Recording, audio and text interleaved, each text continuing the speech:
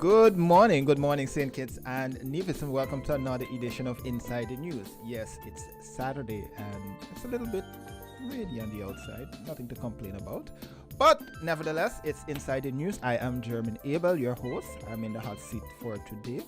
It has been a very, very busy news week, and we're going to digest some of what transpired this week. But before we do any of that, we have to acknowledge the people who make this program possible, and then we'll come right back.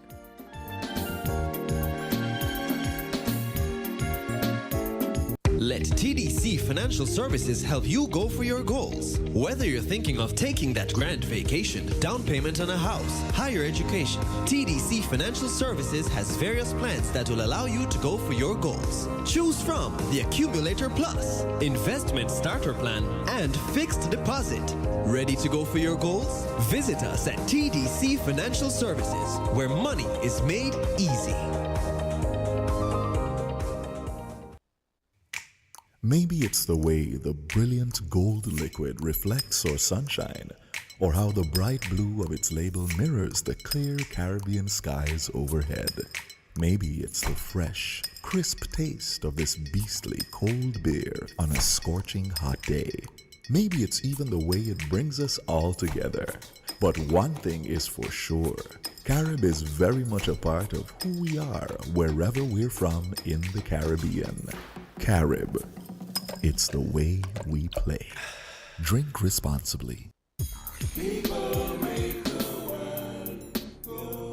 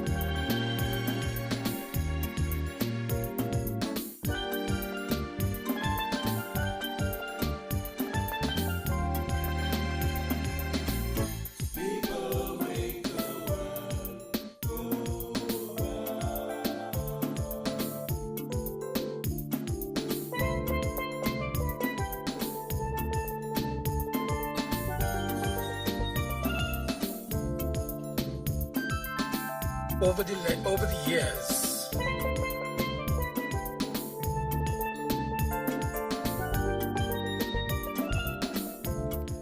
And we are back here on Inside the News. Yes, as I said, it was a very busy news week here, not just in St. Kitts, but regionally and internationally as well. You know, locally, we heard from the Prime Minister and his cabinet during the course of the week at the Prime Minister's press conference, where a number of issues and recommendations were brought to light at the press conference. They addressed a number of critical issues impacting us here in St. Kitts and Nevis, from the tariffs to CBI to the issue surrounding the 22 million that St. Vincent and the Grenadines Prime Minister Dr. Ralph Gonsalves raised, to as well the Cuba issue with the visa imposition and so forth. Regionally, Dr. Ralph Gonsalves brought to light the spending on the residents, or the supposed or the alleged spending of 22 million on renovation of the home of the governor. That's alleged. We don't have the full details surrounding that. The Prime Minister did respond to that. And internationally, the big issue continues to make the news.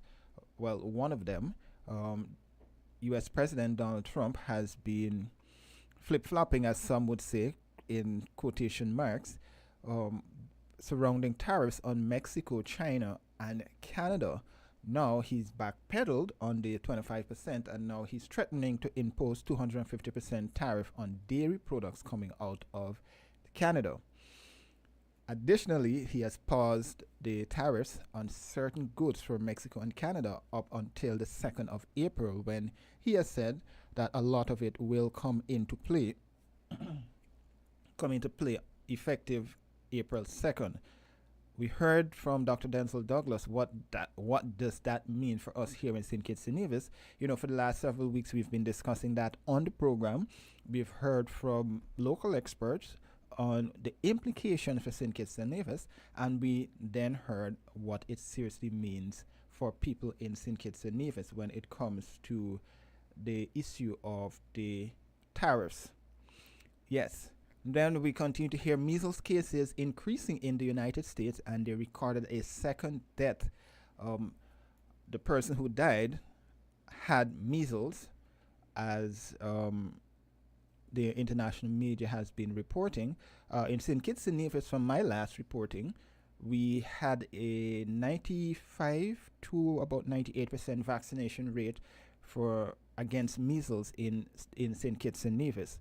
That was at least up until 2023, when I published a report indicating that that was the case, and confirmed by the Chief Medical Officer, Dr. Hazel Laws, and statistics provided by the Pan American Health Organization when it comes specifically to measles. So you're up to date with some of what is transpiring, and I must say congratulations to the Trinidad and Tobago women. They claimed the regional Super 50 title that was played. They claimed the Super 50 title. That women's competition was played here in St. Kitts and Nevis. They defeated Barbados in a relatively one-sided game over at the Warner Park, and over in Connery, the Guyana ladies took the third spot over Jamaica. But this morning we will have some guests. They did inform that they're running a bit late. We will be taking it in a little different direction this morning. We're going to talk a little bit of sports in the news. We're going to be joined by the Domino Association to talk about what's happening over there. It's not oftentimes that you hear Domino's being featured in the news a lot. So we're going to be joined by them a bit later in the program. They were scheduled to be on for the first part of the program, but it's Saturday morning and we all have technical challenges that we run into. But nevertheless, they'll be joining us. But for now, we will review a little bit of what transpired at the Prime Minister's press conference earlier this week. Critical issues were highlighted, as I indicated, and we will review some of that at this point.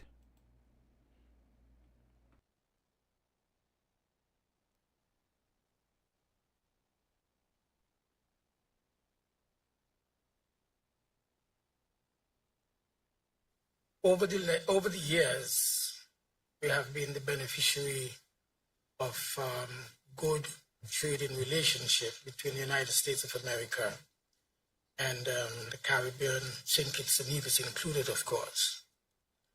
Remember the Caribbean Basin Initiative, which was established since in the early days of Reagan and other presidents of that nature, and gave us favorable trading conditions with the United States.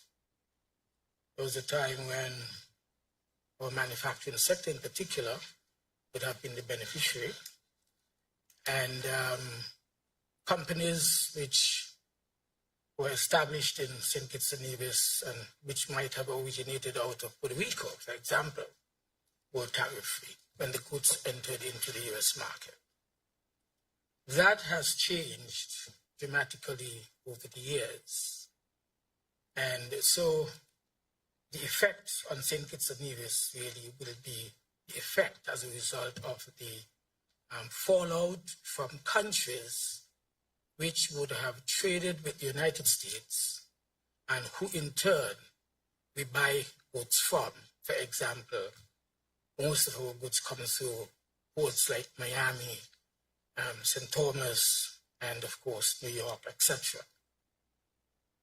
What it means, therefore, is that it is expected for us to pay higher prices for the goods that would have been imported through any port or from ports of origin where increased tariffs would have been placed by the announcements made by the President Trump, within 100 days of taking office for a second time in the history of the United States.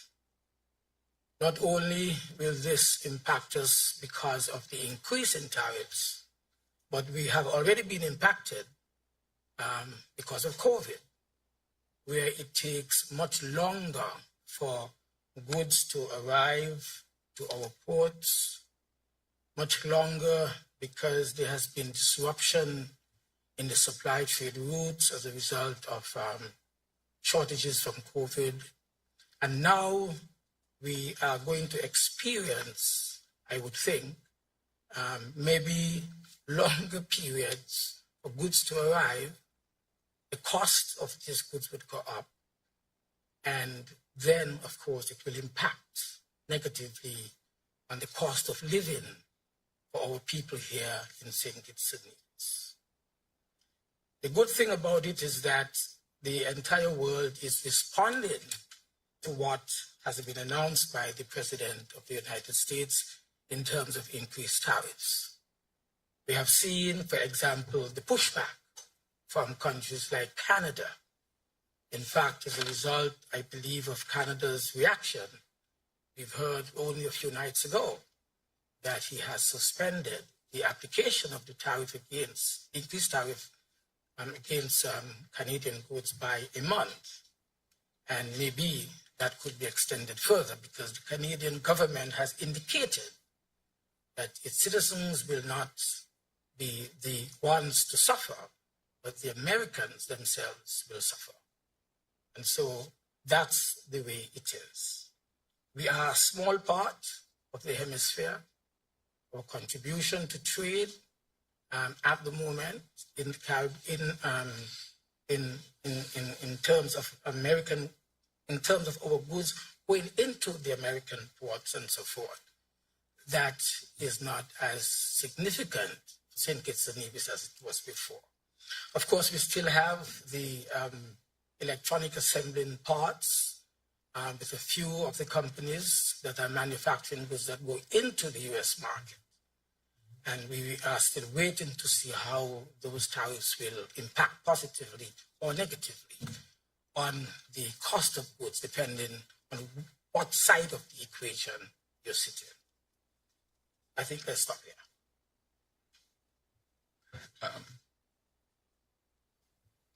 Thank you very much, Right Honorable Dr. Denzil Douglas. The question was asked about the central bank. Let me say the central bank really has the interest of the countries that are part of the ECCU. St. Kitts is just one country. It just happened to be in St. Kitts and Nevis. Decisions that are made with the interest of all of the countries who are part of the ECCU. So let me say this does not come under the purview of the St. Kitts Nevis federal government. It's an entity that involves all of these governments. So I just want to put that out. With respect to what you speak about, with respect to the residents, let me say first of all that the central bank, the Monetary Council has a chairperson. The initial chairperson, Webster, as you know, it has now been passed on to another country, I think is Antigua at this particular time, because we rotate. And the chairperson for the Monetary Council would, speak to issues during their cycle when those issues come up. And so any decisions made is made collectively with all the countries involved, and not just one country having a say with respect. As we know, this is an ongoing discussion in the public. I can say that all information with respect to this is being sought, and I think that the central bank, in its prudence, will make sure that the information is collected and properly presented to the people of the region, not just St. Kitts and Nevis, to the people of the region. And so I think that they are in a process of making sure that they continue their process of transparency and integrity, and that information that is being sought will be, of course, collected and be given to the people of the region. Let me say, with respect to that, I myself would seek to, I'm seeking to get whatever information, as with anything else that has to do with the central bank. So I cannot speak specifically to all of what is there. I think it is a prudent thing to get all of the information and let the information be delivered in an appropriate manner to the people of the region. There are decisions, of course, from the central bank from since in the 80s, 90s, that are still governing the central bank to some extent, as you go from year to year, from one administration to the next administration. So at some point in the past, decisions were made that are continued because there seem to be collective good decisions for all of us. And the central bank has served us well. Good morning, Devon Cornelius, ZIZ Broadcasting Corporation. Just two questions for now. What is the status of the investigation into the sham marriages case here in St. Kitts and Nevis? And what is the status of the climate smart houses in terms of the construction timeline and what exactly has caused the delays? Thank you. Very much. With respect to the sham marriages, I will pass that question on to our Attorney General, the Honorable Gad Wilkin. With the housing, the Minister of Housing is also here, who would attend to that question. Attorney General. Thank you very much, Prime Minister. Good morning to everyone. When we took office, we discovered that there was a sham marriage industry that was happening between counsel, lawyers, and the ministry at the time.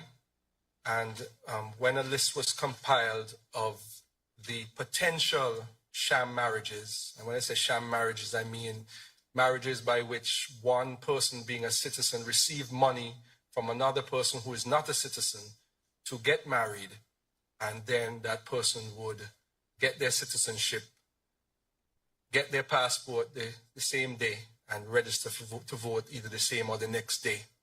We discovered that there were potentially approximately 1,200 incidents of this in the Federation. So we immediately have decided to end that process, and informally what was done is that in the Ministry of National Security, there was verification of marriages. So when a person applied, they weren't automatically granted the citizenship through the marriage. There were officers in the ministry who then went to verify that the marriage was legitimate.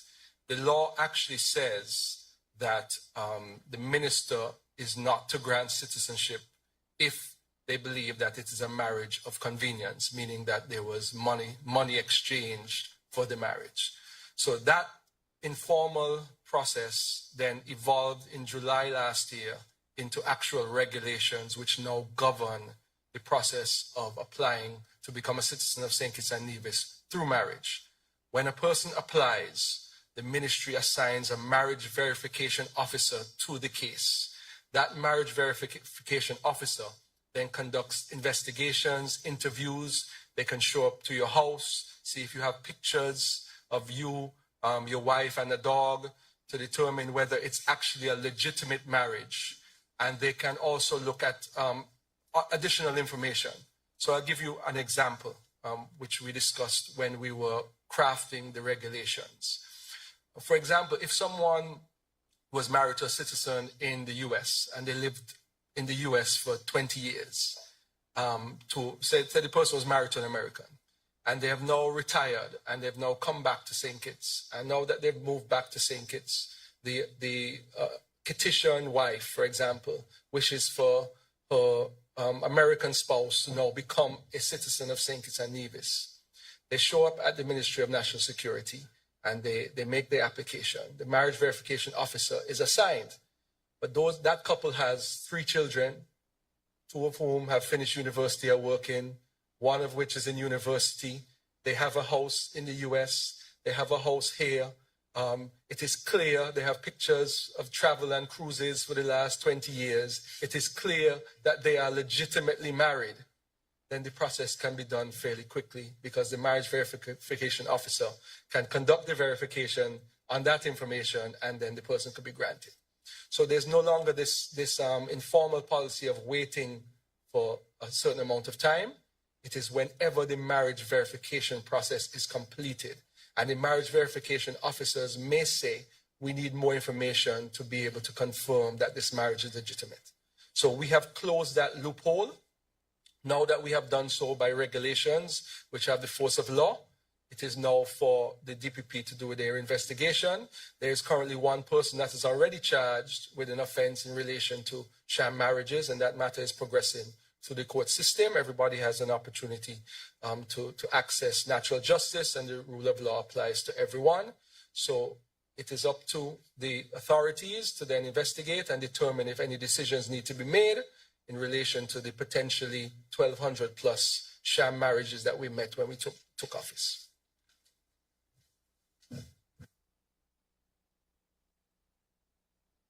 Yes, the Minister of Housing, go ahead. Thank you very much, Honorable Prime Minister.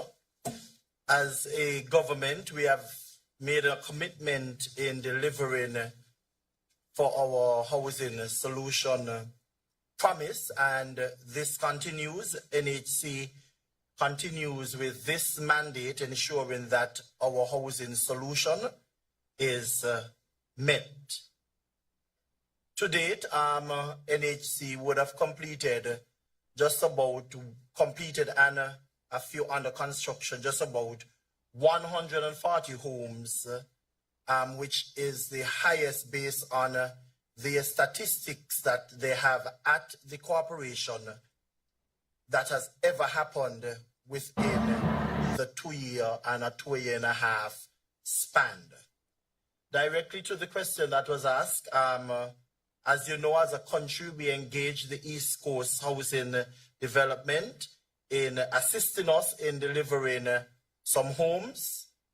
Unfortunately, the 600 homes that we were anticipating, with all of the challenges that we might have been experiencing, not us so much as a government, but the investor, that has caused some delays. These matters are being worked on, and what I said to the Federation is that based on the contractual arrangement that we would have signed, the AG office, of course, is working on ensuring that the government's interest, which it is protected. But because of the delay, we have not lost any money as a government, but we are committed in continuing with our home delivery. There are many investors are sending in proposals, and we are going through these proposals. The new method, the technology that was introduced, it took a longer time in terms of buy-in, but we are working on all of those. So that's where we are right now with the East Coast in particular, but we would have constructed in it just about 140 homes, and we are continuing. Thank you. Well, there you had it. That was a little excerpt from the Prime Minister's press conference. You heard from the Housing Minister there that the delay is technically with the investor. We also heard a little bit of an update there that there were 1,200 sham marriages here in St. Kitts and Nevis, and the government has put systems in place to tackle that particular issue. We also heard from Minister of Foreign Affairs, Right Honorable Dr. Denzel Douglas, regarding regarding the tariffs and its implication for St. Kitts and Nevis. The phone lines are open. You can call 466-0989, 662-0989, or 762-0989 as we continue it inside the news here Um, I did indicate that we had guests scheduled for the first hour at least, but they're running a little bit late, so they could not make it for at least the first part of the program.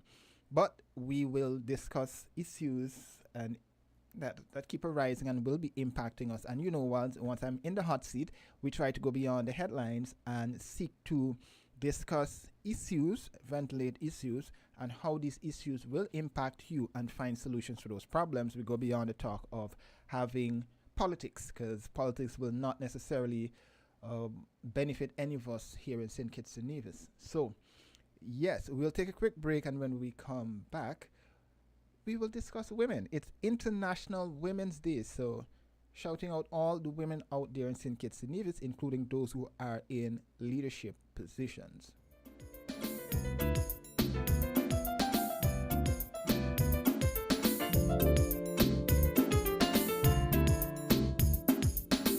More than 42 million cars from 19 different car companies are being recalled for faulty airbag inflators. Repairs are fast, easy, and free. The problem isn't with the airbag, it's with the airbag inflator. Because the inflator can rupture, shooting shrapnel through the airbag, which can cause serious injury or even death. Don't risk it, fix it. Please contact TDC Automotive Division to find out if your Toyota vehicle is affected by the Takata airbag recall. Visit or call us at 465-2511 in St. Kitts or 469-5430 in Nevis. Maybe it's the way the brilliant gold liquid reflects our sunshine, or how the bright blue of its label mirrors the clear Caribbean skies overhead. Maybe it's the fresh, crisp taste of this beastly cold beer on a scorching hot day. Maybe it's even the way it brings us all together. But one thing is for sure, Carib is very much a part of who we are wherever we're from in the Caribbean.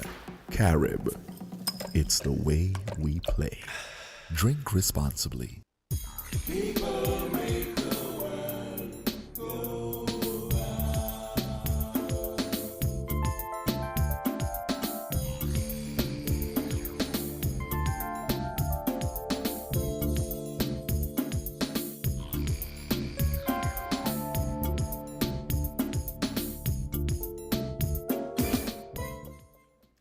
And we are back here on Inside the News. I am Jermine Abel sitting in today.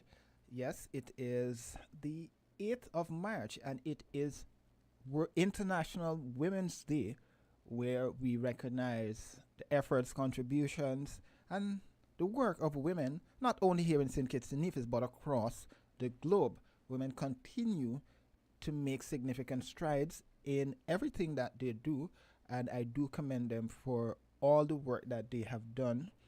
We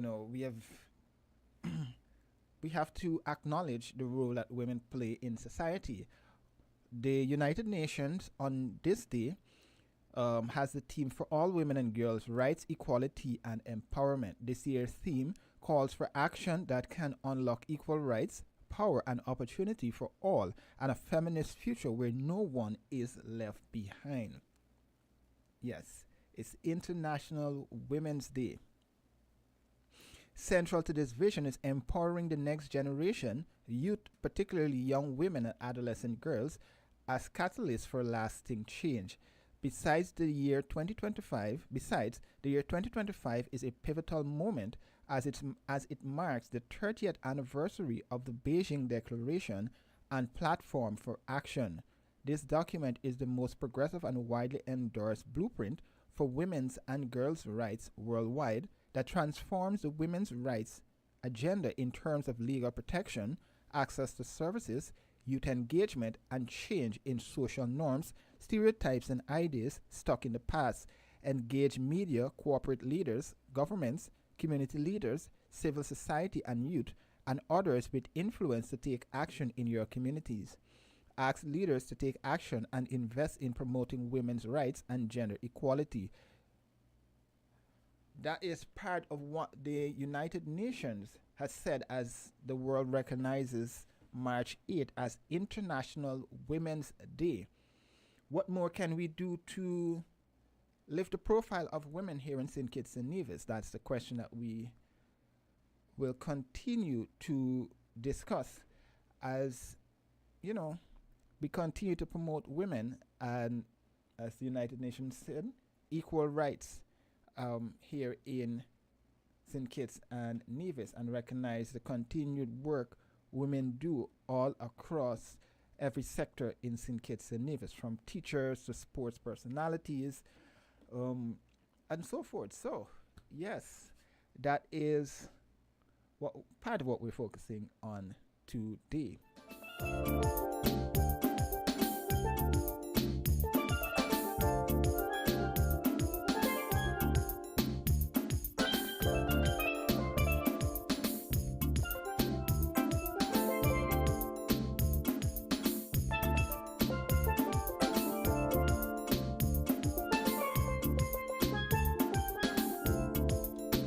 Yes, the phone lines are open. You can call and share your thoughts on this and any other topic of interest as we seek to better inform the public of issues impacting us here in St. Kitts and Nevis and across the globe. Well, as we know, the big issue and the big discussion point remains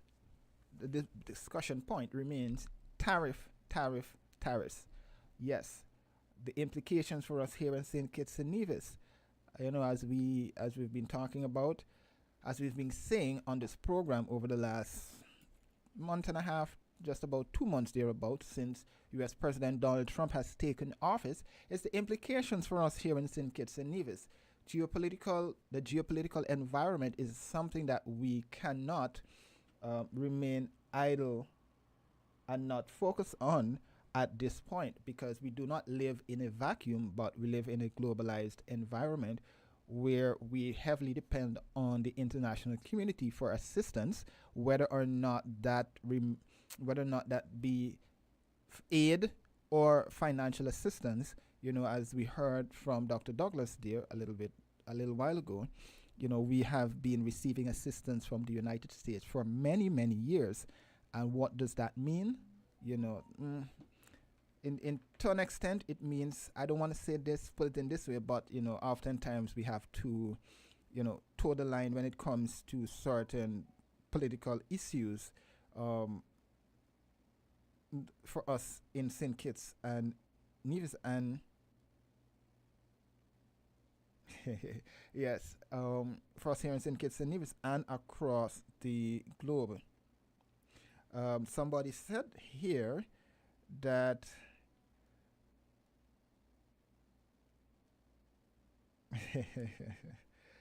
yeah, so someone was saying that they want to see the work begin on the Baster High School.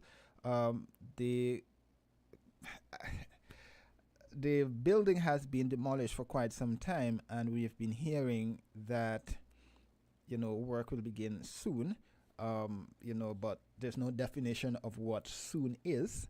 But the person is also calling for the government to commission and receive the results of an EIA report so that it will alleviate any challenges or concerns before they construct the school. The building was demolished in 2023. So, yes.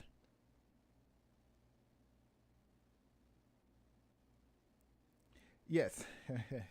So there are a lot of issues impacting us in St. Kitts and Nevis that we can focus on. So yes, let me hear what you have to say, callers. The phone lines are open. You can share your thoughts on this and any other issues impacting you here in St. Kitts and Nevis. And we go to the phone lines to hear from this caller. Caller, good morning. Hello. Good morning, caller. Yeah, good morning. You can hear me? Loud and clear. Okay. And let me say good morning to the Federation of St. Kitts and Nevis throughout the Leewads, around the rest of the Eastern Caribbean, and all those who are listening to this very important program anywhere else around the world. In some cases, it might be morning for them, afternoon or evening. And we hope wherever you are that you are happy and comfortable, and wish you the best of the rest of your day. I just happened to tune in because I've tuned in over the last maybe a couple of weeks and months, and to be honest, not so happy in not giving the opportunity to discuss and dialogue in terms of our local issues. I know you would have had, programs where there were topics and, discussion in reference to probably on the regional or international scene, and not much was done or discussed in terms of the local. And, as the program stated, inside of the news, and we would have had news throughout the last few weeks and months, which really needed the opportunity to dialogue. But I will leave that behind. Now, I want to also join you, and I think the whole of the Federation should really come together and congratulate the many millions of women around the world, not only here in our Federation, throughout the Leeward, the Caribbean, but around the rest of the world, who would have made tremendous contribution in different forms, different levels, in government, private, even as parents, they have done well, and me and you, we are here, and we are here because of a woman, and I know that they would have done, a tremendous job to bring us to a certain point in our lives, and as we continue to develop our parents and so many others, we have from, managers of banks and principals, we have, in Parliament, we have, presently the governor. Caller, sorry to interject on you. Right, I want to get from you, as you recognize the efforts of women, across the globe in general, not just St. Kitts and the Caribbean. But let's bring it home to St. Kitts and Nevis. Do you see, or do you believe that we're doing enough to recognize women, whether or not it be in leadership roles or in general across every sector in St. Kitts and Nevis? Well, I am not, to be honest, happy in terms of the level of support and recognition. It's a very important question, and the dialogue and the discussion will continue, because definitely there is far more that need to be done. I've seen a lot of injustice and a lot of times when women are not given equal opportunity. They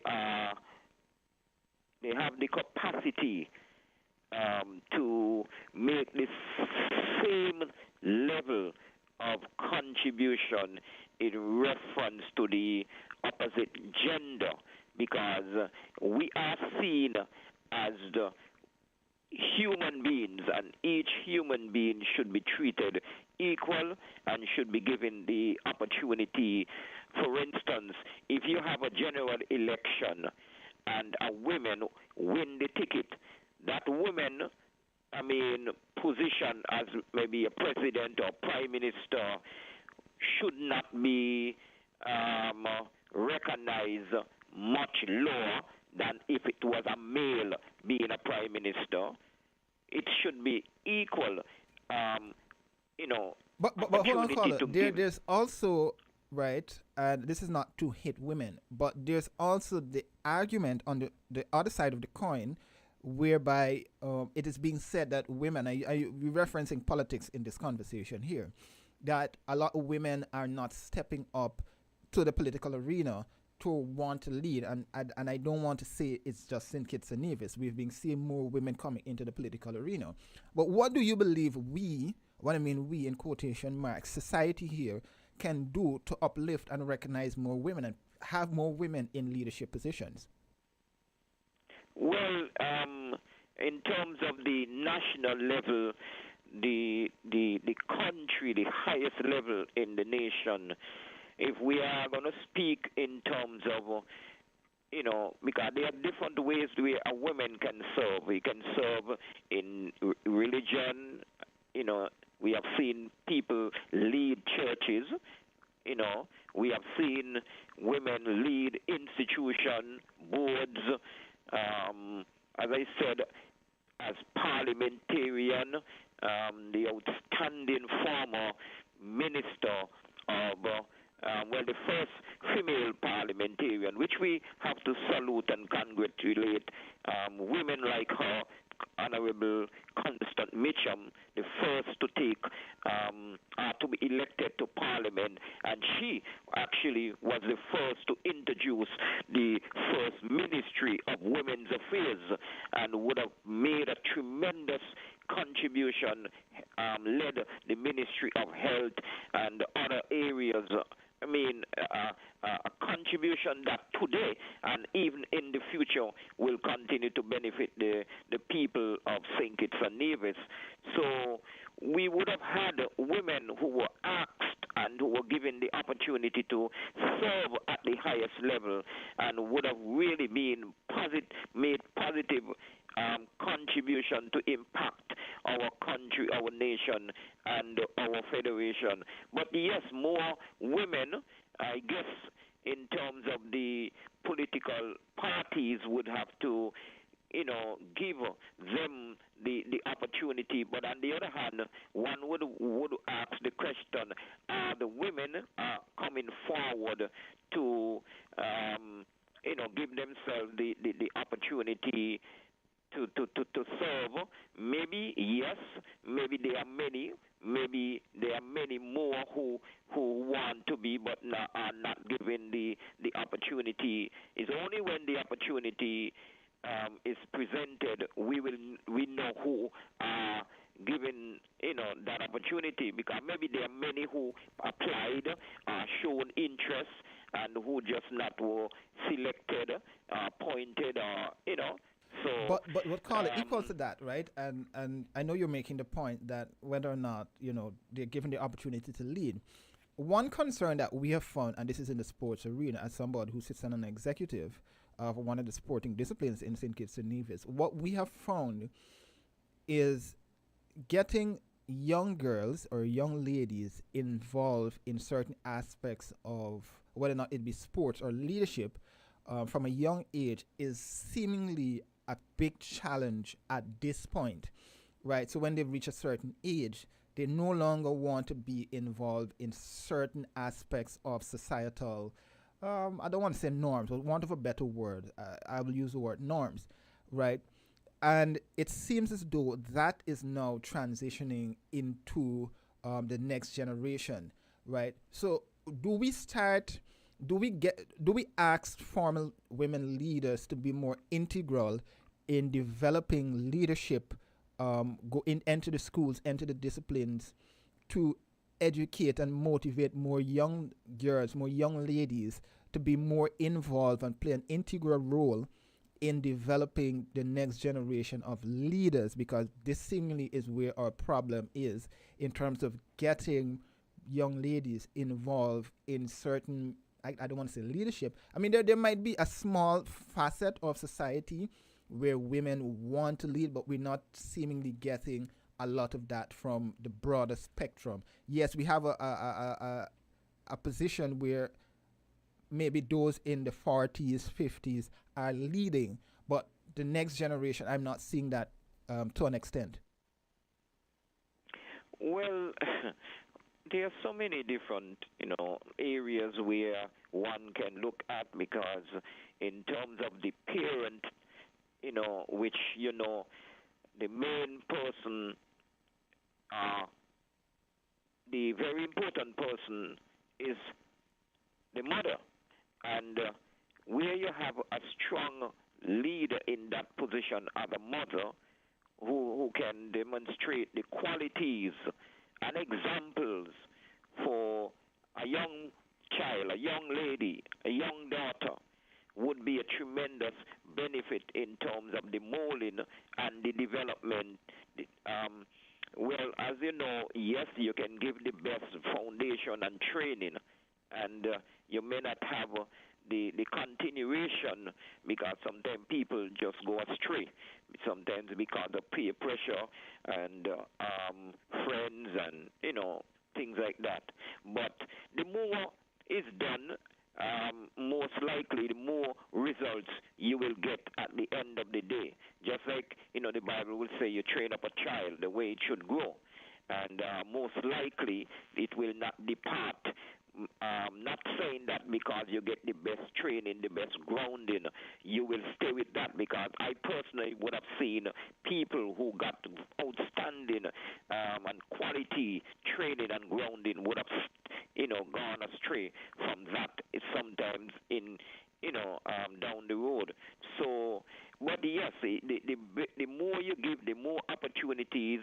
I would have seen people in maybe like youth groups, which is a good thing. You have the sniper, you have different it could be church groups, it could be the school groups, you have sports, so there are a lot of different areas, and so where I would have seen women given the opportunity and would have taken advantage and would have made their contribution and would have been tremendous examples to the society in different forms and areas.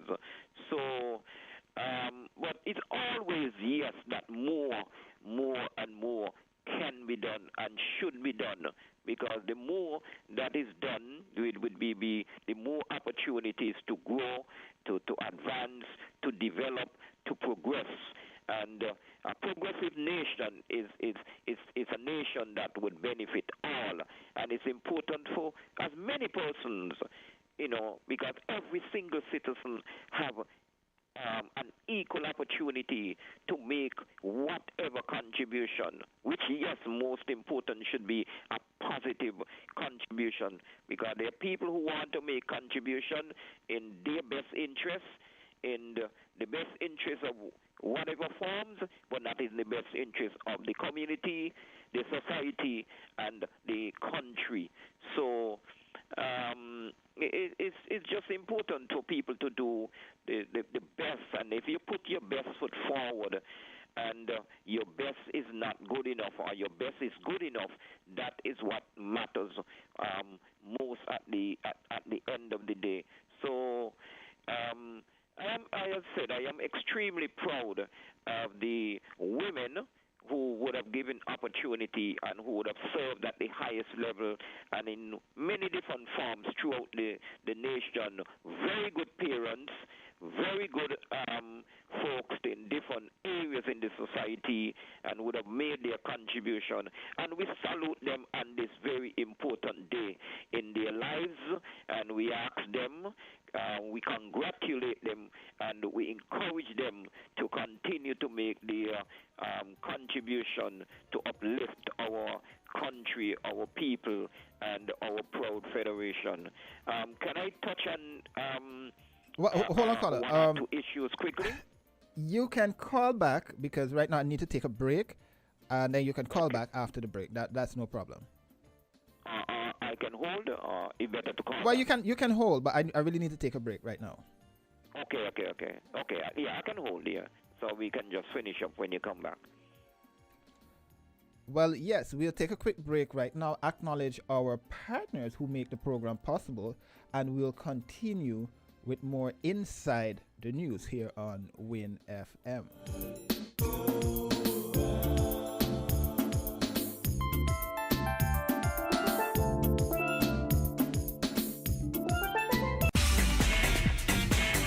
From the South, 98.9 Win FM. Maybe it's the way the brilliant gold liquid reflects our sunshine, or how the bright blue of its label mirrors the clear Caribbean skies overhead.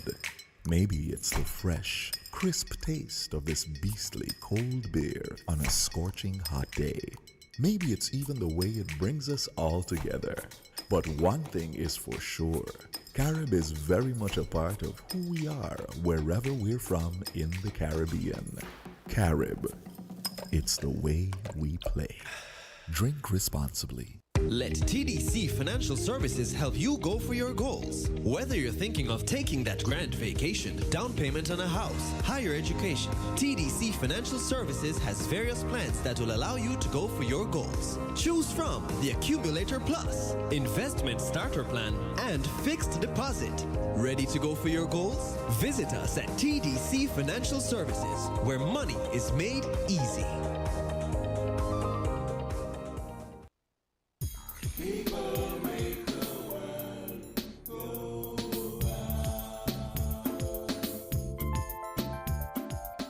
And we are back here with more Inside the News. As per usual, I am Jermine Abel sitting in today. As you know, we try to go beyond the headlines when I am in the hot seat. Talking politics does not solve the issues that we are facing, whether or not they be local, regional, or international. I have a caller with me. Caller, you can go ahead. Yeah, I want to touch on three things quickly in reference to because we all aware that the change of administration was done in America, unfortunately, a few months ago. And as I stated on this particular program sometime in the past, that I personally, I can speak for myself, have no confidence absolutely in the present President of the United States. I personally think, based on his performance, his record, and his behavior, he has disqualified himself from holding public office. But if you're given the opportunity to be on a ticket, as they say, you have to be in it to win it. And he was given the opportunity. The people of America decided not to think in terms of nothing to do with values and qualities and the law. But caller, hold on. Let's take a pin right there, right? I know we all have varying views with regards to what the U.S. president is doing, right? But my question is, and I have a lot of friends who are both Democrats and Republicans, but if you are campaigning and you're telling me you're going to lower the price of, you're going to bring down inflation, lower the price of eggs, I'm going to do mass deportations, right? You campaign on these issues, right? And the people gave you a mandate that, hey, I prefer you over your competitor, right? Is it fair for us to then criticize the president for implementing measures that he campaigned on, and you know that this is what he's going to do? Is it fair for us to criticize him in that thing and say he does not have values? Yes, I fully understand exactly what you are saying. But as I said, and I will say, I stated on this program, based on Donald Trump's behavior, his record, and otherwise, I personally think that he has disqualified himself from holding that office. But he was given the opportunity to be on the ticket, and we know that the people of America at the end of it have the final say in terms of who they elect.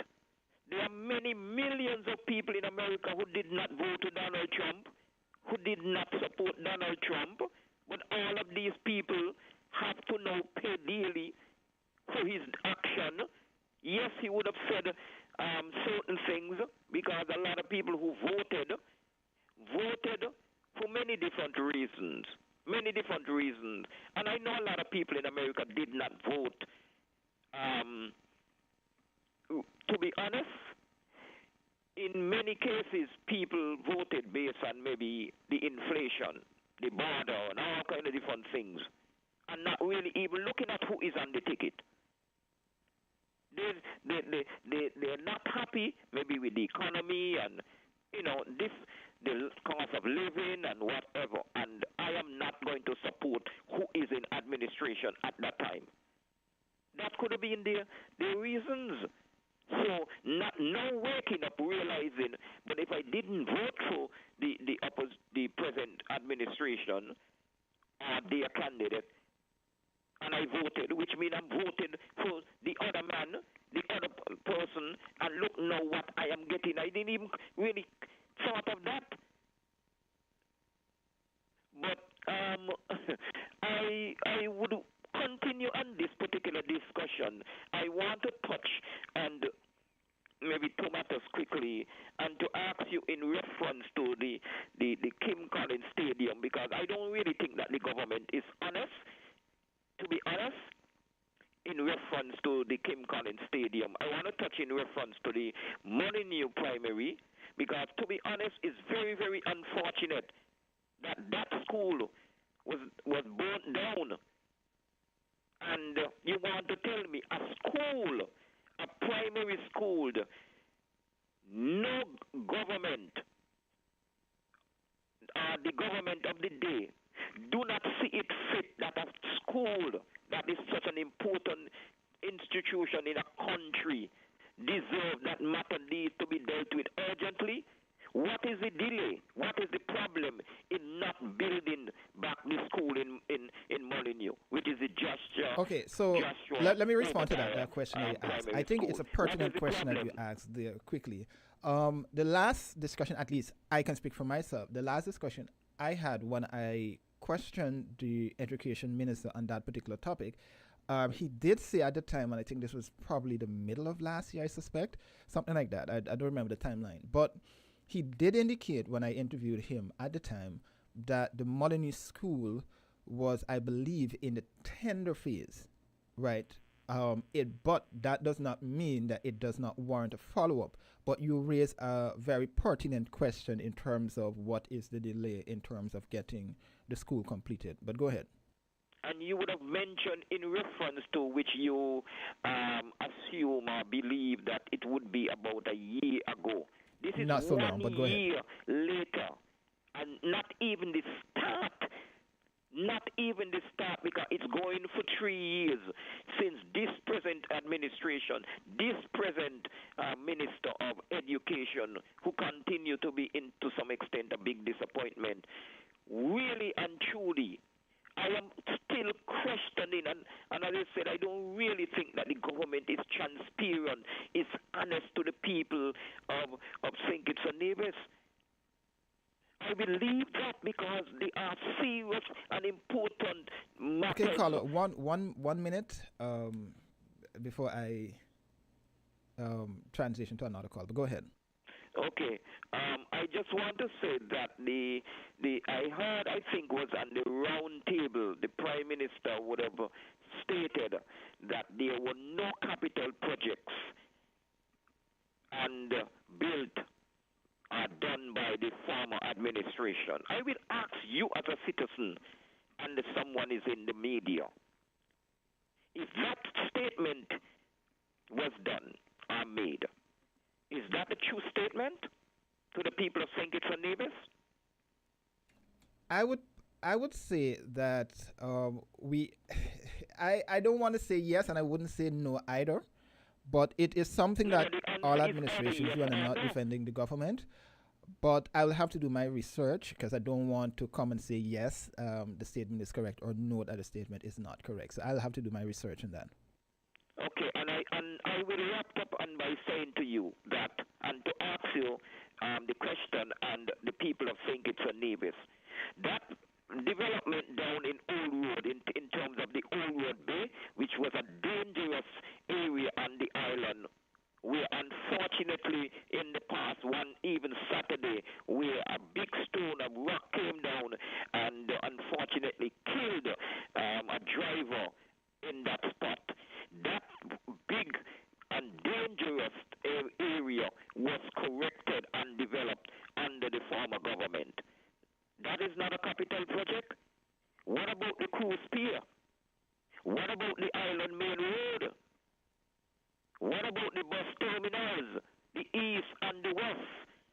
None has been done up to now with the Monkey Hill bus station. And I heard the Prime Minister would have indicated that he probably was looking at building one down the Westbourne's gut, no, not the College Street gut. Where down there you're gonna put a bus terminal? Is that appropriate to put a bus terminal in College Street gut? That is not only an area for just dry weather. So there's so much, to be honest, that I really wanted to discuss, but I will give someone else a Well, yeah, chance you can always call back, right? But you've been on for a little while, and I want to give others the opportunity. But again, you can call in, share your thoughts. Yeah, We can so have we'll a continue proper discourse over some of the topics that and concerns that you've raised. But I want to give someone else the opportunity to call in. I think it's a Nevis. Yeah, take care. All right, thanks, caller. Yes, so that caller shared his thoughts on a number of issues. Today is International Women's Day, and we are also recognizing the efforts and work of women here in St. Kitts and Nevis and the role that they play. Women continue to be instrumental in a number of areas in St. Kitts and Nevis, in the region and across the globe. Like, for example, we have the Governor General, Her Honor, Marcella Liebert. She is one of the prominent women in St. Kitts and Nevis. We have women in politics as well, women in sports. So we have a lot to celebrate and a lot to cherish in terms of the role women have been playing in St. Kitts and Nevis and the wider Caribbean. But the question is, and the concern is, how do we motivate the next generation of leaders, women leaders in the Federation? We've been talking about this year in, year out. How do we continue to get more of them involved, whether or not it be in politics, in sports, in academia? It's very interesting. One of the hosts of WinFM's program on Fridays, Cultural Voices, is also very strong on academics. Dr. Sarah Owen. So these are the things that we have to continue to focus on to develop the next generation of leaders and women leaders in St. Kitts and Nevis.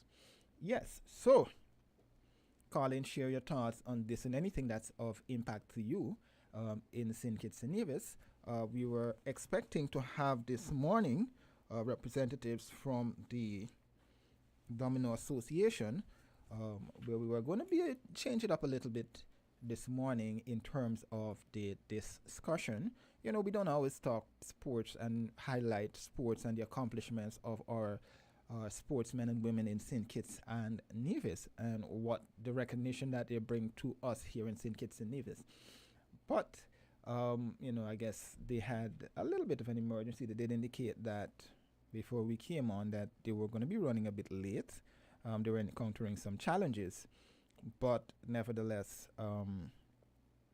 the program must go on.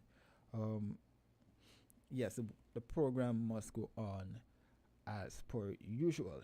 So yes, we are discussing International Women's Day, and we're also focusing on, some of the challenges and issues impacting us here in St. Kitts and Nevis. We heard a little bit earlier from the Prime Minister. We heard from Dr. Hanley, Minister of Housing. We also heard from the Attorney General on the sham marriages, as well as from the Right Honorable Dr. Denzel Douglas on the tariffs and the challenges that pose for us here in St. Kitts and Nevis. I know we have a lot of issues, but oftentimes we overlook the geopolitical challenges that we have that will impact us. Again, I keep saying this, we do not live in a vacuum. Much of what we think that's happening internationally, that in and of itself will have some bear whether or not it is on our pockets. Well, everything will have an impact on our pockets, but rather how that will influence our day-to-day function going forward, because as much as we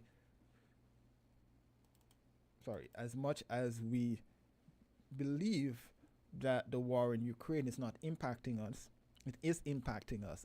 We sanctioned Russia. The United States sanctioned Russia.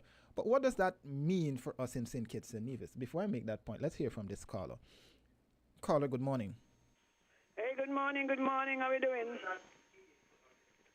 How are you? Happy International Women's Day. Oh, yes, yes, yes. We deserve it.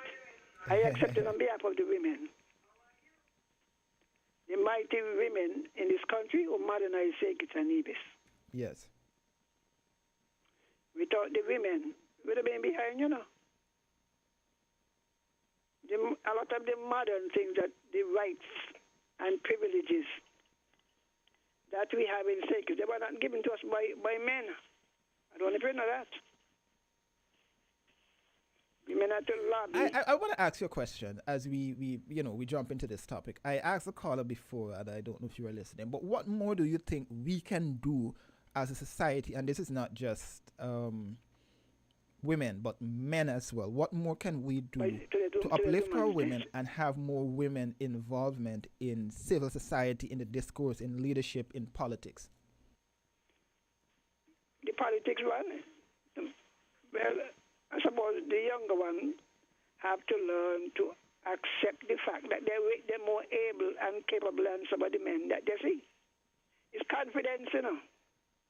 Our people as a whole are responsible. You see what happened in America? Oh, the Camilla and whatever.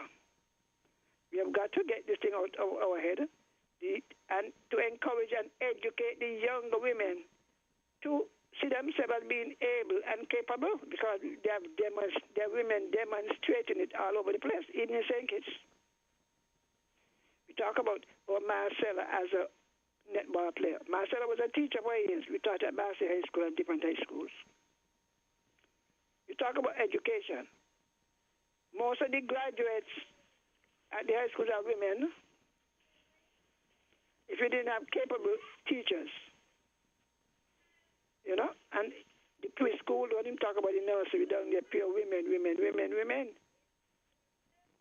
But talk about the rights, because I recall in the 80s, the gender issue came up. Gender issue. And even then, one told me at Massey High School, woman places in the kitchen, they're supposed to cook. Now, those kind of sentiments still linger, you know. You're in the U.S., one said they want mothers. Who's that calling me? Anyway, you understand what I'm saying?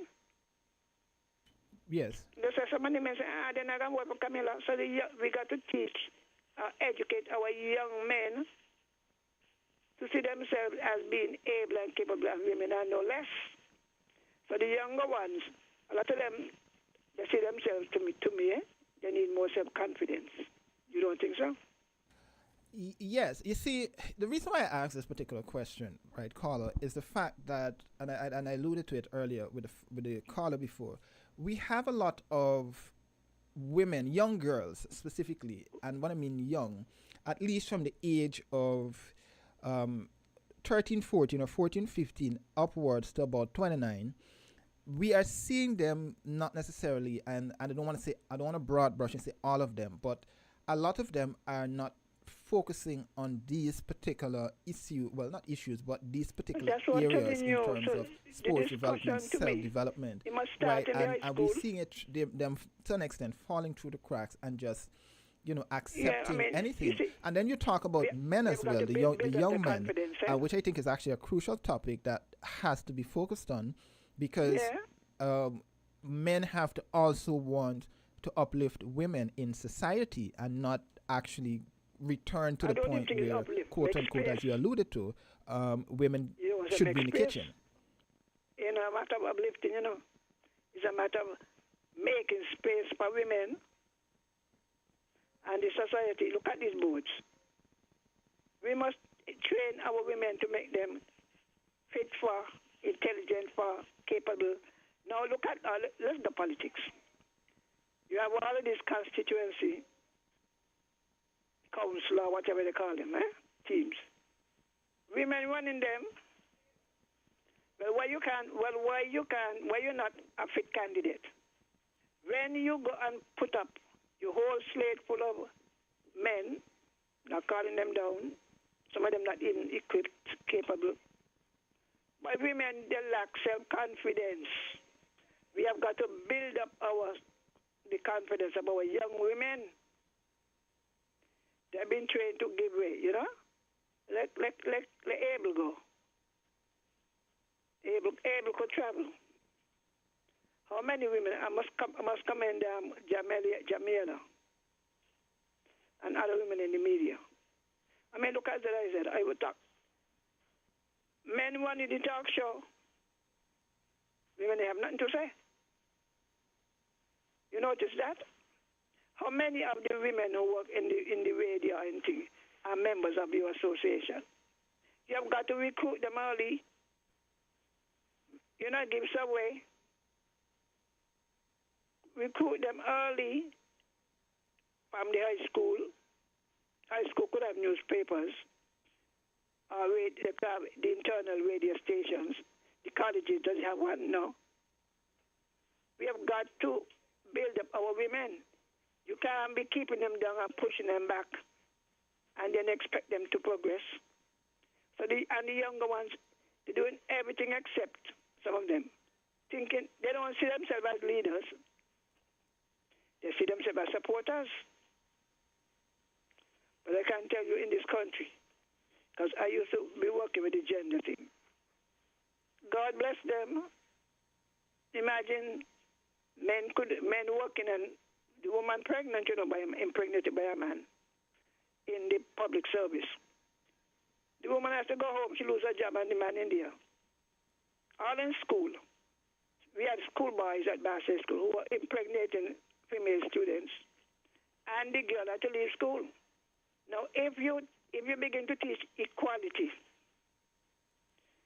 or equity, if you want to call it, opportunities must be presented to build up our women.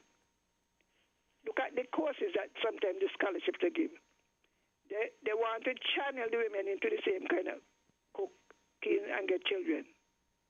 And the men must be the scientists. How many scientists we have? It's the opportunities. We make all kinds of excuses. We talk about STEAM and STEM. What provision is made for the younger women? You see what I'm talking about? We have the IT center. How many women up there?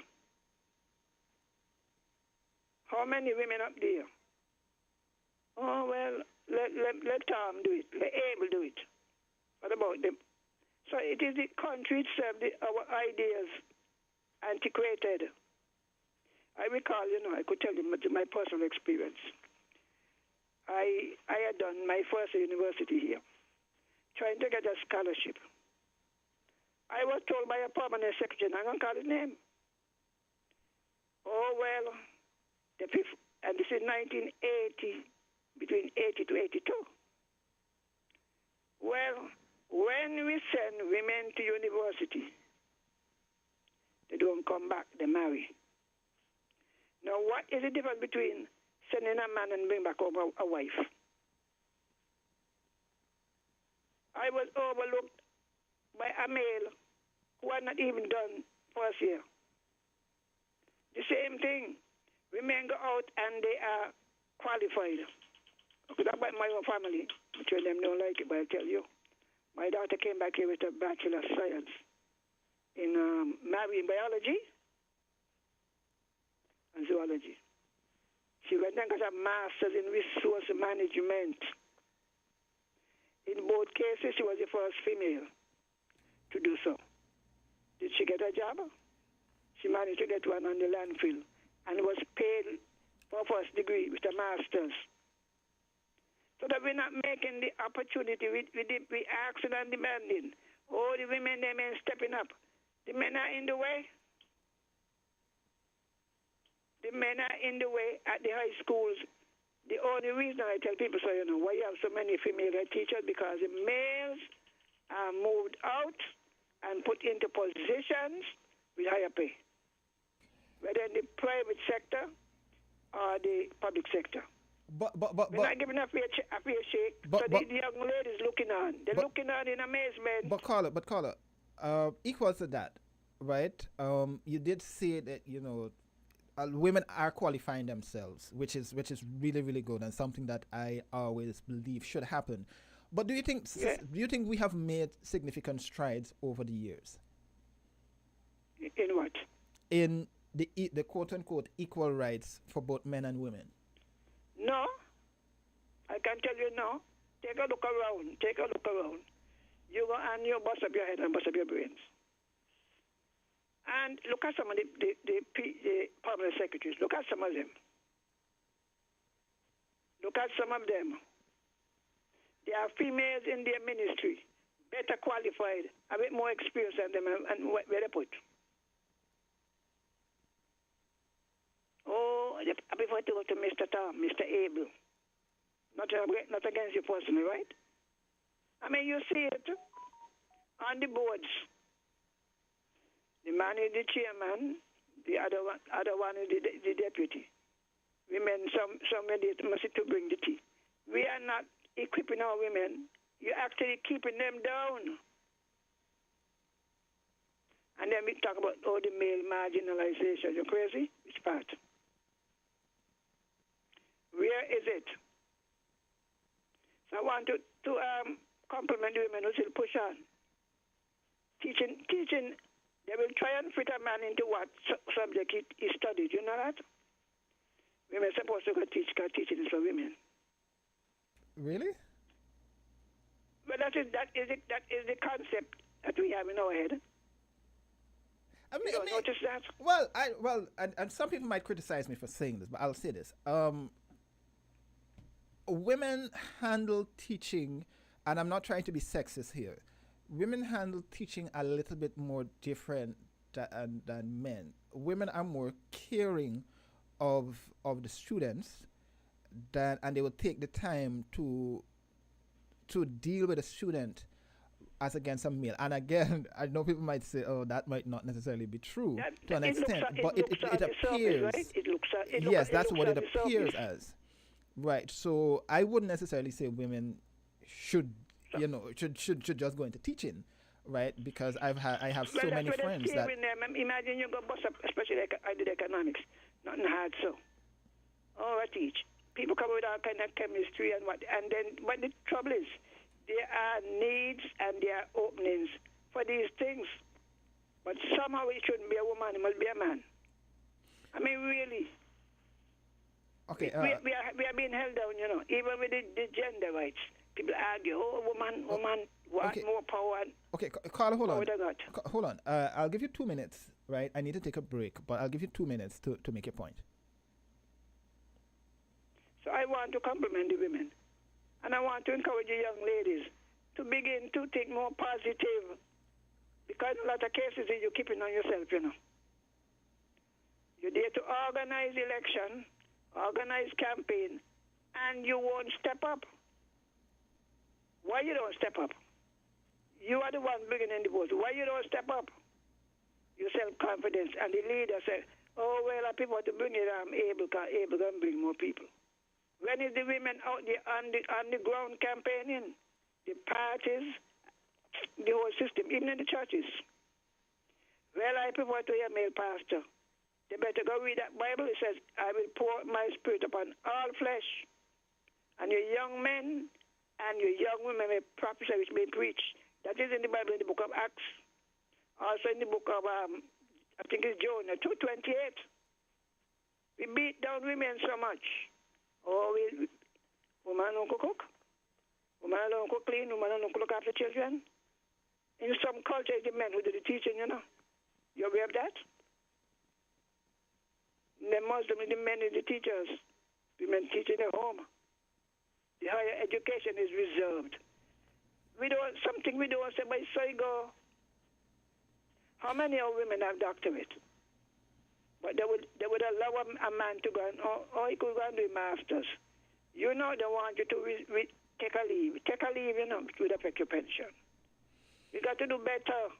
And the young women, rather than taking up all your clothes, which make you look like animal, Stand up for yourself. We have the mean, our women. Okay. Don't go to work up and bend over and straighten up. Eh? The country needs to move forward, and therefore the young women are to see themselves in a more respectable, responsible position.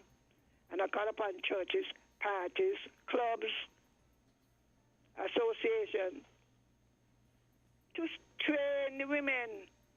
And some of you that have Toastmasters Road to BPW, go and join. Educate yourself. Stop debasing yourself. This thing. Look, I admire a lot of women. Okay, call it. Stick a point there. You admire a lot of women. I have to take a break now, though. You can call back after the break, but I really need to take a break now. All right then. All right. Yes, we have to take a break. It's International Women's Day, and we are focusing our discussion on the role women play in society and what more we can do to enhance and get more women in leadership roles and in, all sectors of society. But we have to take a break now, and then we'll come right back with more Inside the News.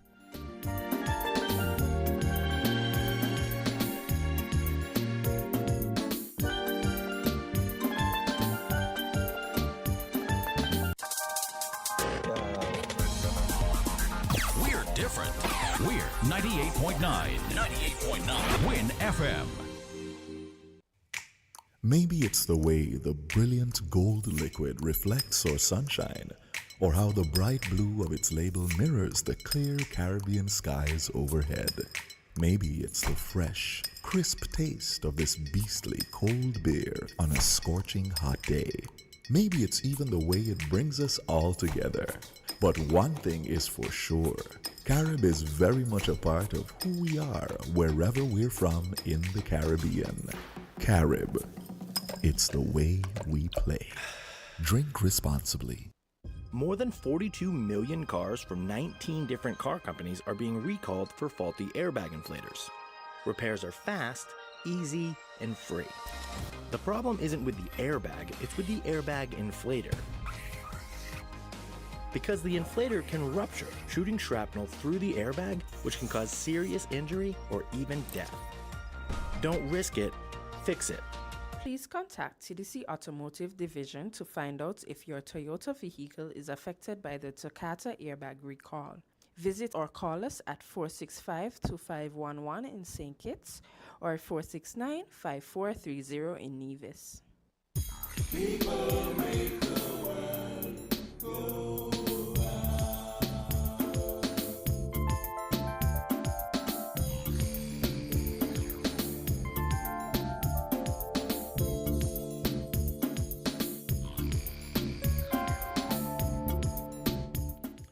And we are back here on Inside the News. I am Jermine Abel, sitting in. It's Saturday. I'm in the hot seat today, as per usual, And it's Inside the News. I am here. I keep you company on a Saturday morning from 10 to 12, where we discuss issues impacting St. Kitts and Nevis.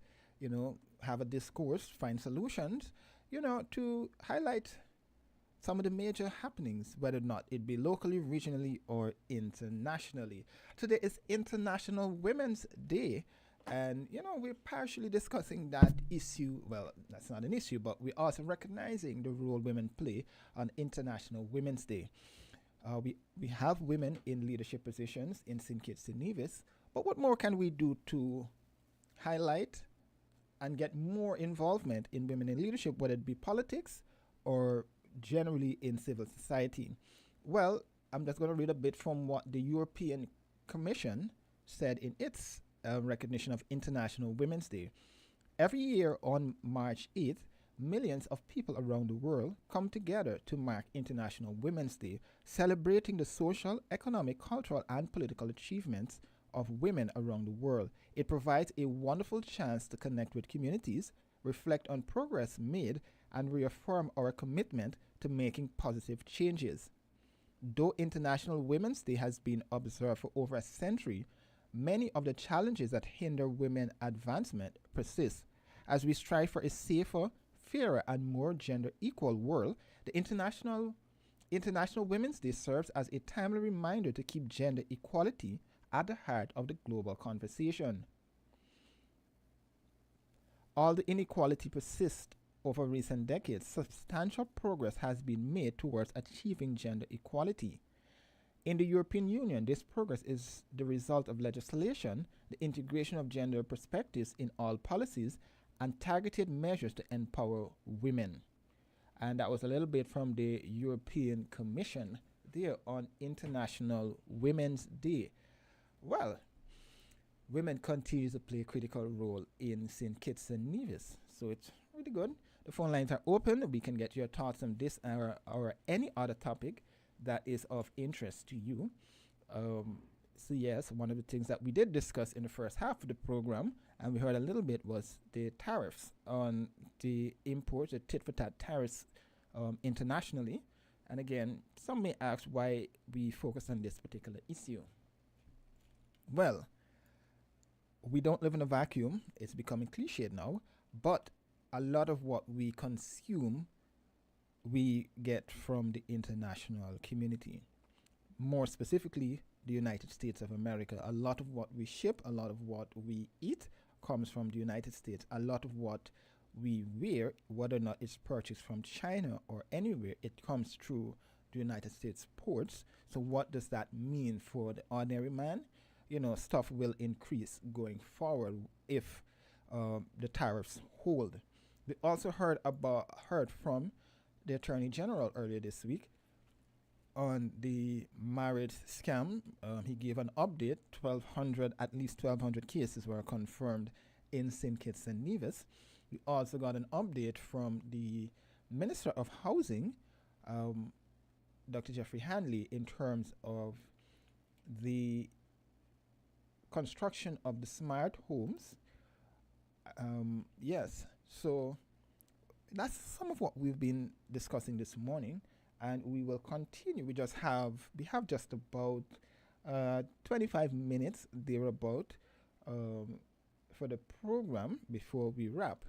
So you can call in, share your thoughts on this and any other issues impacting St. Kitts as we dive deeper into the discussions.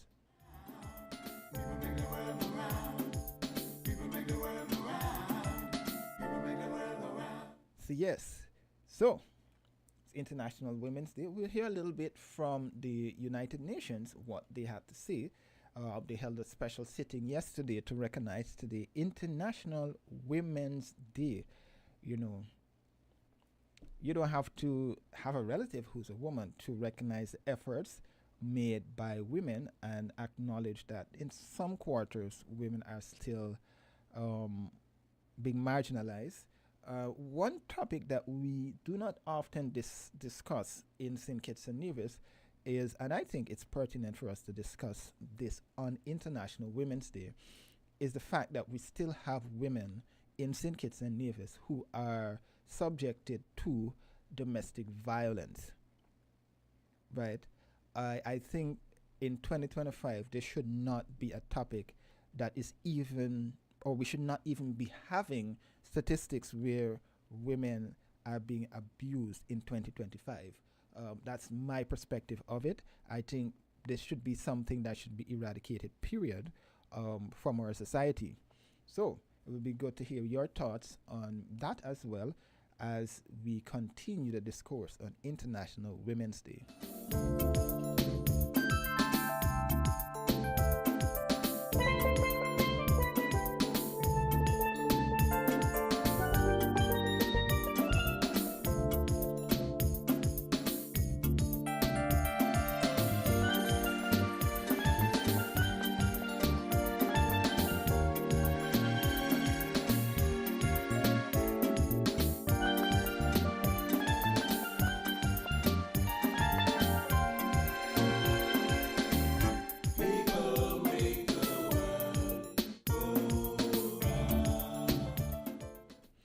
And we have a short message from the Prime Minister, Dr. Terence Drew, who said, on this International Women's Day, we celebrate the incredible women of St. Kitts and Nevis and around the world. Today and every day, we honor their contributions, strength, resilience, and unwavering commitment to progress. Let us continue to support and uplift the women who make a difference in our lives. Yes. Let us celebrate our women in St. Kitts and Nevis and across the region and across the globe.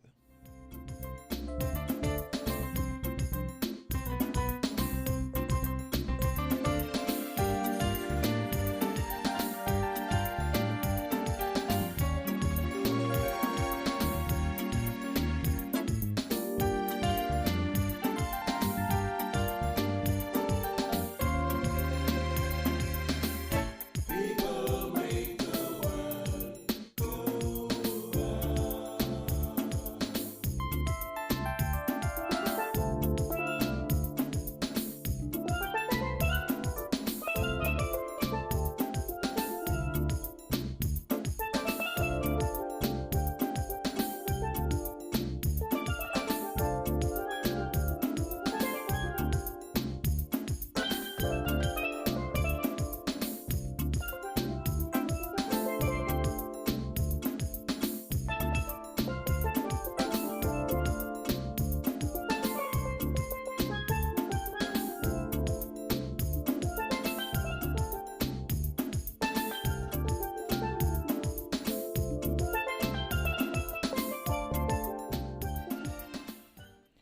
And we are back here on Inside the News. So, as I did promise you, we will hear a little bit from the United Nations on a little ceremony that they had yesterday to recognize International Women's Day and the efforts women continue to make across the globe. So we'll hear a little bit from the President as well as the Secretary General.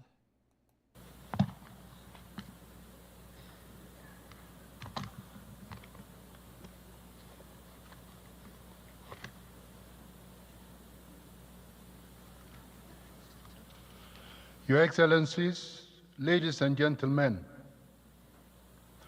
I thank you and women for convening this important and timely event. I am truly delighted to take part in this meeting. Gender equality and the empowerment of women and girls remain among the highest priorities of my presidency. Let me begin on a positive note. Over the past 5 decades, we have made notable strides in advancing gender equality. International frameworks, such as the Convention on the Elimination of All Forms of Discrimination Against Women, the Beijing Declaration and Platform for Action, and United Nations Security Council Resolution 1325 on women and peace and security have laid a strong foundation for progress. Women's representation in parliaments worldwide has nearly tripled, rising from just 10% 50 years ago to 27% today. Girls have greater access to education than ever before, and maternal mortality rates have declined alongside a reduction in child marriage to 18.7%. Today, domestic violence laws exist in 165 countries, and women continue to lead groundbreaking scientific advancements, including the development of COVID-19 vaccines. Across every sector, peace building, human rights advocacy, climate action, and the private sector, women are driving transformative change. It is fitting that we celebrate these achievements in a year marked by major milestones. This year, the 30th anniversary of the Beijing Declaration and Platform for Action, and the 25th anniversary of United Nations Security Council Resolution 1325, offers a moment to reflect on progress and honor accomplishments. It is also important to rally greater support for gender equality and women's empowerment. because we cannot afford complacency. These anniversaries occur in a disturbing reality. While we have made undeniable progress, full gender equality remains out of reach. The journey is far from over, and much remains to be done. And while we celebrate the growing number of women in parliaments, progress remains slow. At the current trajectory, gender parity in legislative bodies may not be achieved until 2063. Beyond legal barriers, economic and technological inequalities continue to widen. Millions of women remain excluded from the benefits of rapid technological advancements due to disparities in education and skills training. It is a tragic and enduring reality that women remain disproportionately vulnerable to violence. This state of affairs is fueled and reinforced by social norms that normalize sexism and misogyny. 1 in 3 women, approximately 736 million, has experienced physical or sexual violence in her lifetime. Moreover, conflicts worldwide inflict some of the gravest violations of women's and girls' rights, increasing their vulnerability to conflict.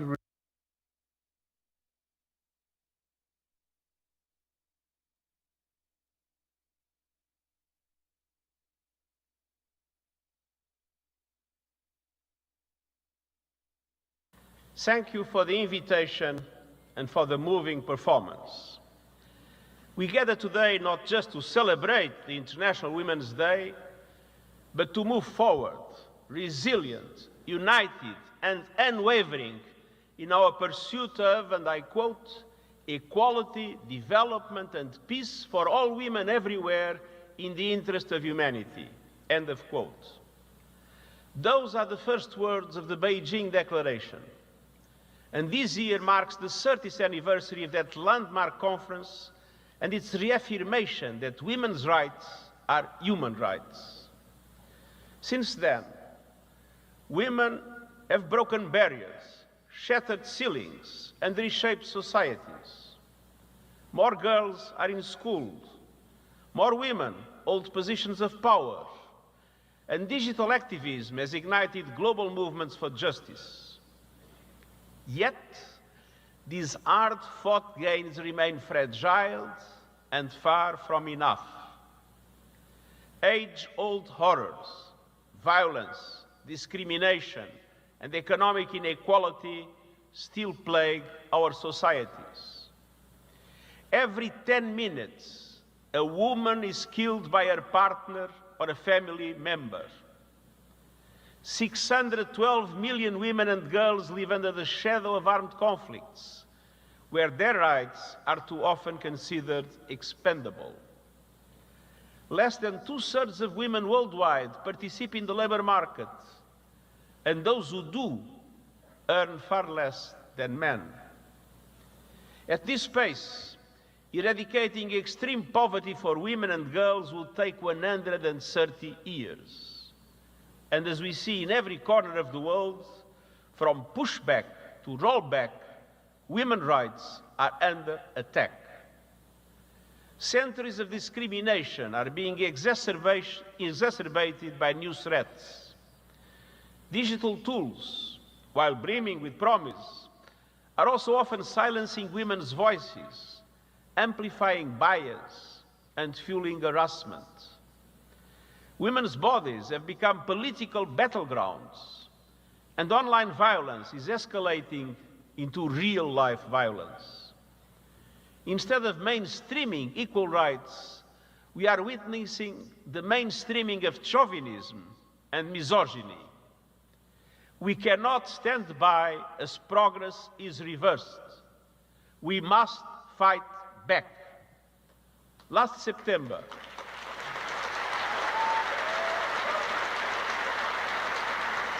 Last September, member states adopted the Pact for the Future. And the Pact reminds us that equality is the engine of progress of all people, and that Agenda 2030 can only be realized when all women and girls enjoy their full rights. It calls for greater investment in the Sustainable Development Goals, expanded debt relief and stronger support from multilateral development banks so that governments can invest in what their people need: education, training, job creation, and social protection that can help drive equality for all. And the Global Digital Compact calls for closing the gender digital divide, pushing back against online abuse, and ensuring women and girls everywhere can access the benefits from the opportunities of a rapidly evolving global economy. Meanwhile, we are also working to end the scourge of violence against women and girls. Through the Spotlight Initiative, the UN and the EU have shown that comprehensive approaches to eliminating gender-based violence can work. We have helped keep 1 million more girls in school. We have helped prevent 21 million women and girls from experiencing gender-based violence. And across 13 Spotlight Initiative countries, the conviction rate for gender-based violence has doubled. These achievements prove that when we unite behind ambitious strategies, we can deliver real change. But our work is far from over. We must never accept a world where women and girls live in fear, where their safety is a privilege rather than a non-negotiable right. Excellencies and friends, leadership on the International Women's Day belongs to us all. At the United Nations, we have achieved and maintained gender parity among senior leadership and resident coordinators at world level since 2020. And for the first time in our organization's history, we have also reached parity in international professional categories. This proves once again that systemic change is possible with concerted and determined action.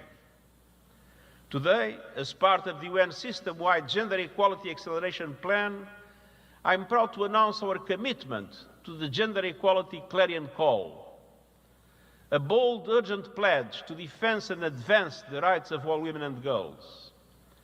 The Clarion Call sets out 4 priorities: unified leadership.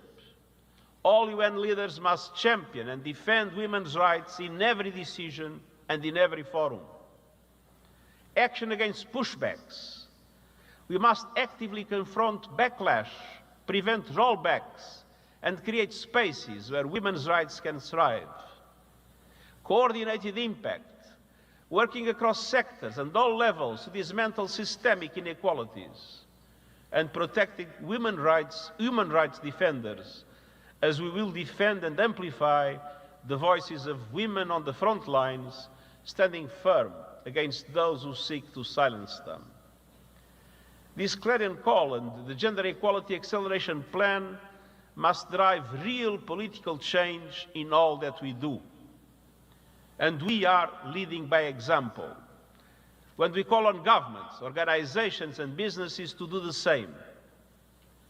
Chers amis, dear friends, the fight for gender equality is not just about fairness.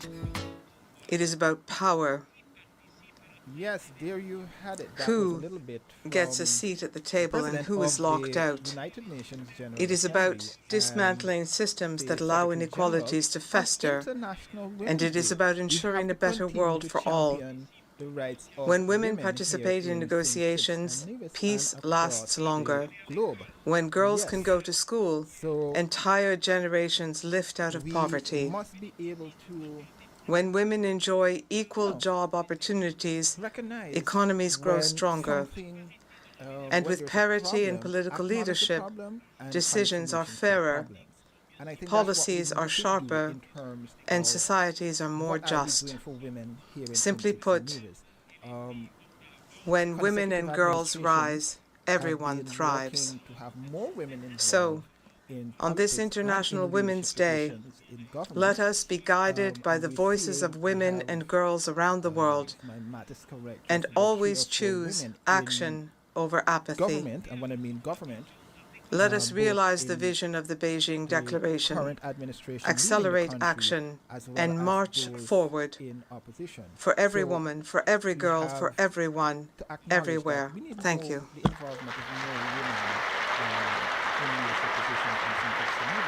So that they can be the beacon that the young women, the young ladies in St. Kitts and Nevis can look up to. Mr. Secretary General, thank you so much for being with us today. As he said, equality is the engine of progress. And I loved hearing what he was saying about you have to champion women's causes in every decision that is made. And it is good to know that is happening here at the United Nations. Their efforts to dismantle systems that allow gender inequality to fester.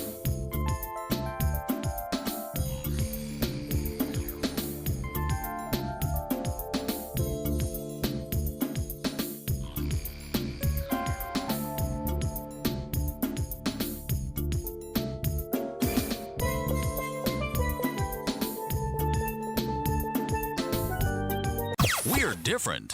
We're 98.9. 98.9. Win FM. Maybe it's the way the brilliant gold liquid reflects our sunshine, or how the bright blue of its label mirrors the clear Caribbean skies overhead.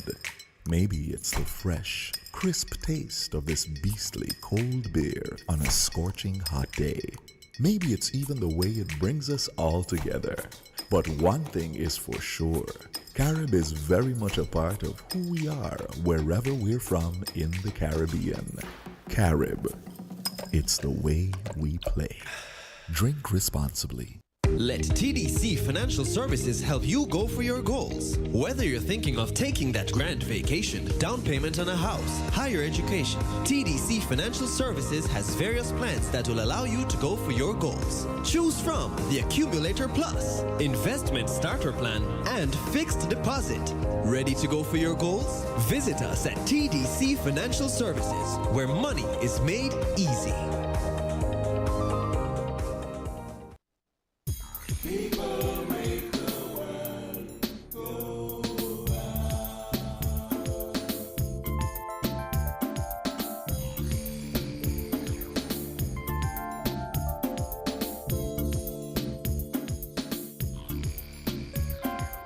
And we are back here on Inside the News. We just had two callers during the break, but I know they will call back to share their thoughts as we begin to wind down the program. I was correct. And they are here. Caller, good morning. Oh, yes, it's me again. Well, let me first start by sending advanced birthday greeting to my beautiful granddaughter, Zoe Jules of St. Paul's. She'll be making 10 tomorrow. And belated birthday greetings to my nephew, Jeremiah Williams of Hainsmith Village. To myself, yesterday, to Pearlie Nelson, Craig Martin, and many, many, many other people. Now, those are very good speeches you played, you know. The question is, how do we measure up? How do we measure up? Now, look at the politics in the party. CCM ran 3 seats for the federal election, 3 males. The other parties had what? 1 each. The Labour Party ran 1. We signed an agreement, you know. Some called affirmative action. You know about that? Hello? Yes, I'm listening to you.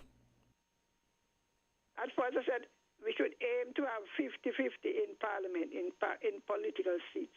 But you see, even if we aim for 50-50, it all comes back down to the discussion surrounding the parties and the. That's what I'm saying. Right, because I'm striving for it. But that's the thing, right? It's a ticklish balance, because if we say 50-50, we got to do something. I would take, for example, they were able to negotiate down to 33%, 1/3. Where you're from Guyana, right? It's in the Constitution, you know. Parties must make the effort to get women on the ticket. But so to respond to that, right? Do you agree with it? Yes, they have to get. They want have to get. Action? They have to want to get more women involved because right now, and again, people are going to criticize me for saying this. I get the feeling and the picture that at this point, not that they don't want to, but it's like it's a token. Oh, we need a woman to run. It's not like we want to give them more of a position to be involved. Take steps, positive steps. It starts not an election, you know. In the party members should see prominent women who are put in position. Now take the Labour Party. They have one elected female, 3 in the parliament, but only 1 elected. I don't think we have any elected. Do we? Hello? Yeah, Marsha was elected. Well, yeah. Correct. You're correct. Sorry. Yeah, correct, madam. Yeah, thanks for the correction. But my eyes open. No, sorry. Only the 2 senators were coming to mind. I totally forgot about that. But thanks for the correction. Elected. Now, the young lady, Miss Clark, I don't know if she's young or she's old. She makes some of the best presentation in Parliament, you know. They could easily have run her in number 6 because she's from down there. The young lady, Miss Phillip, she has one lot of social things. That's another thing. They tend to put the women there. There are infrastructure seats, call it that, conways and those things. Have they ever, in all of the parties, put a female in those positions? I mean, we got to ask questions. The NRP tried putting women and there was a big uproar. Now I hear some people grumbling that, oh, Pam got a woman and woman can't win. You understand what we are in? Yes. We are not progressing. So when we listen to the gentleman, even in the companies, how many women on the board for TDC, for Hartford, for these large companies? How many? In the bank, how many? We used to have female bank managers. How many do we have left? Who is the chairman? You know, so the chairman, the boards. The chairman, men. We are the ones who keep back our women. We are the ones. Because they're capable, in many cases more capable than what we have, and then we complain about the bad performance. I mean, really, I listened to the man, you know, say we have signed. We signed the convention, and there is one public trying to get a safety place for women who are abused. That should have been the government's role. So you get abused. We have laws about abuse. What are they doing to try to enforce it? Because to have the law in the book is one thing, you know. And to get it enforced is another thing. What are we really doing? We're talking it, or we have the law. Like the same thing with the disability. We signed the convention, we ratify it, but you can't get a law. Now, the last thing is about the 1,200 marriages. Now, if you charge somebody with it, how they went in talking about it, right? It is now almost 3 years. So you charge somebody, but the case can't try. So you are, in fact, restricting them from practicing their craft. You know what I'm talking about? And you charge a woman, you charge a female. But from everybody's sake, you know, male and female lawyers, pastors, other people were engaged in the practice, which they are now declared to be illegal. You see the other 2 males who were charged and whatever, working in their business. Well. To be fair, Carlo, talking about the length of time before you get. Yeah. But to be fair, though, the Attorney General did say that it is now up to the Director of Public Prosecution to further investigate delaying tactic. That is another unfair practice. Well, I'm only saying what he said, right? Away, you know. But in not all, issue of after 5 years you're there. Carla, but in all fairness, right? In all fairness to the government here, we criticize them when we have to criticize them, right? But in all fairness to the administration, they did their internal investigations to determine to what extent this was happening, and then they moved to Parliament. What? Excuse me. Are you from Guyana, so you don't know? No. No. Wait, give me a chance. Hold on. The word go. That party facilitated giving citizenship to people who went up to the cemetery. Caller. I'm telling you, you know. Yes, I understand what you're saying, right? But we're looking at this particular issue. We're not going back.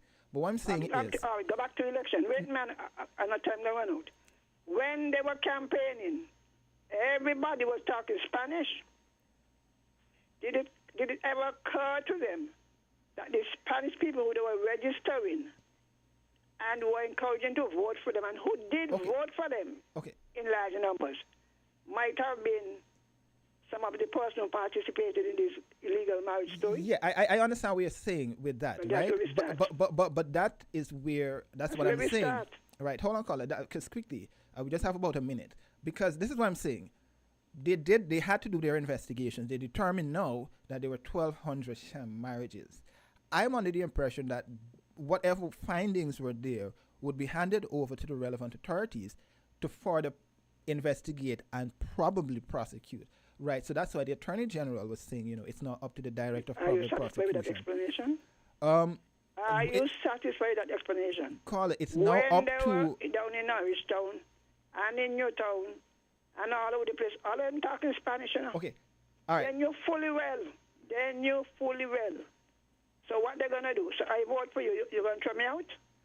Well, that is where the discussion has to go now. That is why you're going to end nowhere. But the person who they charge, why only one? Why not charge the person in the electoral office? Okay. All right. Caller, I really have to go right now for the headline news. Anyway, I really enjoyed the engagement. Let me say again. Happy, what do you call it, gender? International Women's Day. International Women's Day. Saying it's Women's Day. And we all have to do better. And you young people, get yourself together. You are keeping down your own self in a lot of the situations. All right. Thank you, caller. Well, we have to wind down now. It's the end of the program. Yes, it's the end of the program here. It's good to be in your company today. It's International Women's Day. We focus on women, the role of women and what they do and whether or not more needs to be done to uplift women. We heard from the Secretary General of the United Nations, and we also heard from the President of the United Nations there. And shout out to all the women and the role that they have been playing over the years in developing St. Kitts and Nevis. And we also heard a little bit from the government ministers in the first half of the program. Our guests did not come today because they had some technical issues, I would put it. One had a medical mishap, but nevertheless, the program must go on. It was really good being in your company for today. I am Jermine Abel saying do enjoy the rest of your weekend until we catch up again. And goodbye.